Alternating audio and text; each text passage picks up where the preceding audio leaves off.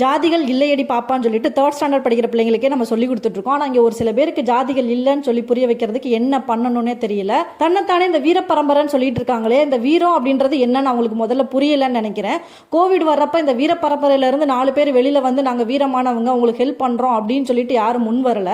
அதே மாதிரி வந்து பிறந்த குழந்தையில இருந்து 80 வயசு பாட்டி, பிரெக்னென்ட் ஆன லேடின்னு சொல்லி எத்தனையோ பெண்களுக்கு அபியூஸ் நடக்குது. ஆனால் அதை தட்டி கேட்கறதுக்கு இந்த வீர பரம்பரையில இருந்து யாரும் வர்ற மாதிரி தெரியல.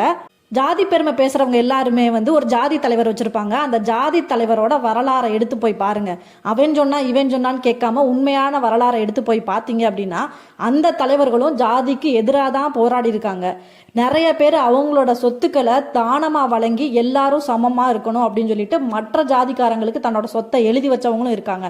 எதை பத்தியும் தெரிஞ்சுக்காம யாரோ எவரோ சொல்றதை கேட்டுக்கிட்டு ஜாதி ஜாதின்னு சொல்லிட்டு கொடி பிடிக்கிறத தயவு செய்து நிப்பாட்டுங்க. படிக்காததுனாலதான் இந்த ஜாதி பிரச்சனை வருது அப்படின்னு சொல்லிட்டு எல்லாருக்கும் கல்வி கிடைக்கணும், கிடைச்சிச்சுன்னா எல்லா பிரச்சனையும் சால்வ் ஆயிரும் சொல்லி எத்தனையோ பேர் போராடி உயிரை கொடுத்து படிக்க வச்சா நீங்க மறுபடியும் படிச்சுட்டு வந்து நான் ஜாதியை தான் பேசுவேன் அப்படின்னா உங்களெல்லாம் என்ன சொல்றதுன்னே தெரியல. இந்த வீடியோ பார்த்துட்டு இருக்கிற உங்கள யாருக்காச்சும் என்ன மாதிரியே இந்த ஜாதி மேலலாம் நம்பிக்கை இல்லை, இந்த ஜாதியெல்லாம் எங்களுக்கு பிடிக்காது அப்படின்னு நீங்க நினைச்சீங்கன்னா உங்களோட ஃப்ரெண்ட்ஸ் ரிலேட்டிவ்ஸ் யாராச்சும் உங்க முன்னாடி ஜாதி பெருமையை பேசினாங்கன்னா அப்பயே அந்த இடத்துலயே அப்படி பேசாதீங்க அப்படின்ற மாதிரி உங்களோட ஒப்பீனியனை ஓப்பனா சொல்லுங்க.